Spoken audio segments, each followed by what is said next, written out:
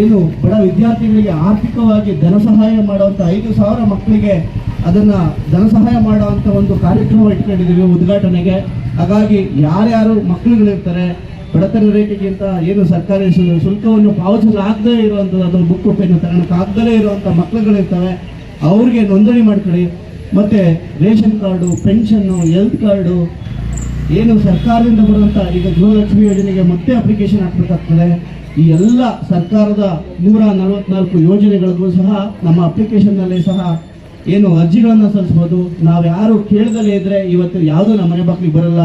ನಮ್ಮ ಮನೆಗಳಲ್ಲೇ ನಾವಿದ್ದರೆ ಊಟ ಬೇಕು ಅಂತ ನಾವು ಕೇಳಬೇಕು, ನಮ್ಗೆ ಹಸಿವಾಗ್ತಿದೆ ಅಂತ ಕೇಳಬೇಕು. ಅಂಥ ಸಂದರ್ಭದಲ್ಲಿ ನಾವೆಲ್ಲರೂ ಇದ್ದೀವಿ.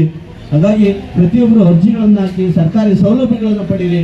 ಆ ಅರ್ಜಿಗಳನ್ನು ಹಾಕಿದ್ರೆ ನಮ್ಮ ತಂಡ ಬಂದು ಆ ಏನು ಸಂಬಂಧಪಟ್ಟ ಅಧಿಕಾರಿಗಳನ್ನ ಸಂಪರ್ಕಿಸಿ ಆ ದಾಖಲಾತಿಗಳನ್ನು ಸರಿ ಮಾಡಿಕೊಂಡು ಅದು ಕೆಲಸಗಳನ್ನು ನಿರ್ವಹಿಸೋದಾಗ್ತದೆ.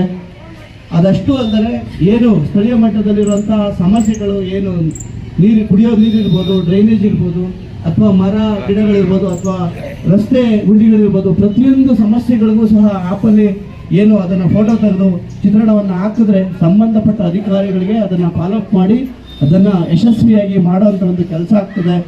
ಇದಿಷ್ಟು ಅಲ್ಲದೆ ನಾವು ಆರೋಗ್ಯದ ಬಗ್ಗೆ ವಿಶೇಷವಾದ ಕಾಳಜಿ ಇಟ್ಕೊಂಡಿರೋದಕ್ಕೆ ನಮ್ಮ ಸಂಸ್ಥೆ ಆಗಸ್ಟ್ ತಿಂಗಳಲ್ಲಿ ನಮ್ಮ ಕಚೇರಿಯಲ್ಲಿ ಒಂದು ನಮ್ಮ ಕ್ಲಿನಿಕ್ ಸಹ ಇರ್ತದೆ. ಏನು ಇನ್ಸ್ಟೆಂಟಾಗಿ ಬಂದಂತಹ ಏನು ಎಕ್ಸ್ಪೀರಿಯನ್ಸ್ ವೈದ್ಯರು ಅದರಲ್ಲಿ ಇರ್ತಾರೆ, ತಮಗೆ ಅಡ್ವೈಸ್ ಮಾಡಿ ಏನು ಬಂದಂತಹ ಏನು ಡಾಕ್ಟರ್ಗೆ ತೋರ್ಸಕ್ಕೆ ಬಂದರೆ ಅಲ್ಲೇ ಸ್ಥಳೀಯವಾಗಿಯೇ ಪ್ರಾಥಮಿಕ ಚಿಕಿತ್ಸೆಯನ್ನು ಕೊಟ್ಟು ಅವರು ಅದನ್ನು ಮನದಟ್ಟು ಸಹ ಮಾಡ್ತಾರೆ. ಹಾಗಾಗಿ ತಾವೆಲ್ಲರೂ ಮತ್ತೊಮ್ಮೆ ನಮ್ಮ ಸಂಸ್ಥೆಯ ಎಲ್ಲ ಆ್ಯಪನ್ನು ಡೌನ್ಲೋಡ್ ಮಾಡ್ಕೊಂಡ್ರೆ ತಮಗೆಲ್ಲರಿಗೂ ನೇರವಾಗಿ ನಾವು ಸಂಪರ್ಕ ಮಾಡ್ಬೋದು, ನಮ್ಮ ಕಾರ್ಯಕ್ರಮಕ್ಕೆ ಕರಿಬೋದು.